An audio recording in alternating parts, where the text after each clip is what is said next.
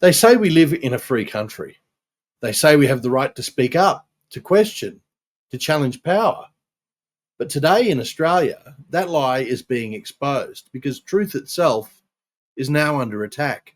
A Canadian father, a man with no media empire, no political power, no corporate backers, just a dad with a sandwich board, is appealing before an Australian court after being censored by our own government. And why? Because he spoke the truth. Children cannot consent to puberty blockers. That's it. That was his crime. He posted a news article. He questioned a radical activist. And for that, our government, our own government, moved to silence him. The unelected eSafety Commissioner, an Orwellian bureaucrat with near godlike power over the internet, ordered X, formerly Twitter, to delete Billboard Chris's post. Not because it was violent, not because it was illegal, but because it was inconvenient.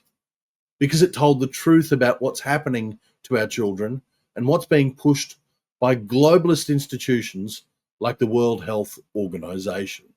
So X, under threat of nearly $800,000 in fines, geo-blocked the post in Australia. Now let me say that again. A Canadian citizen on an American platform silenced by an Australian bureaucrat.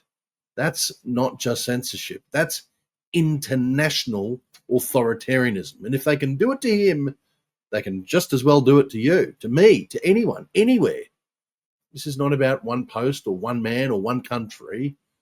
This is about the right of parents to speak up, the right of citizens to question power, the right of a free people to hear truth, even when that truth is uncomfortable. Because without truth, there can be no democracy. And without freedom of speech, there can be no Australia worth actually living in. They call it cyber abuse. They call truth hate. They call a father dangerous for wanting to protect kids.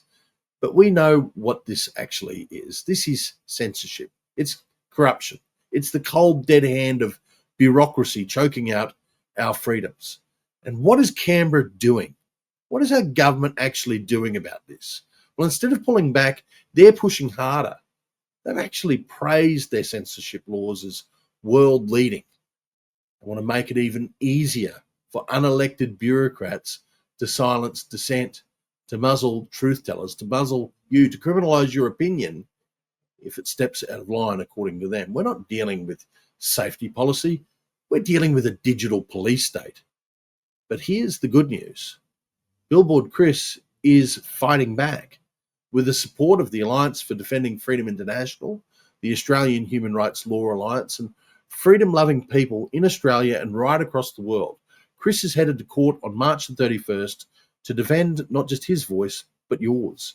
This case is about every mother who's been silenced, every doctor who's been deplatformed, every journalist who's been fined, every father who's been called a bigot for protecting his child. Now we've got a choice. We can bow to the tyranny of silence, or we can rise and we can speak up. So I'm asking you right now, will you go to www.citizengo.org and sign our petition demanding that the government stop this madness, stop the censorship, stop the assault on truth? And while you're at it, go to defendingdemocracy.au if you're not already there and donate to the legal fight. Help fund the defence team standing with Billboard Chris in court. This isn't just about one father in Canada. It's about all of us. Because if Canberra gets away with this, they won't stop. They never do. Censorship begets censorship. But if we stand, if we speak, if we refuse to be silent, then history will remember this moment as the one where the people pushed back. They want fear. Let's give them courage. They want silence. Let's give them the truth. They want control. Let's give them a rebellion of free speech, because the truth isn't hate and freedom isn't abuse. And one father standing with a sign can change the world. So stand with Billboard Chris. Sign that CitizenGO petition. Donate to Chris's fight and never, never let them silence you.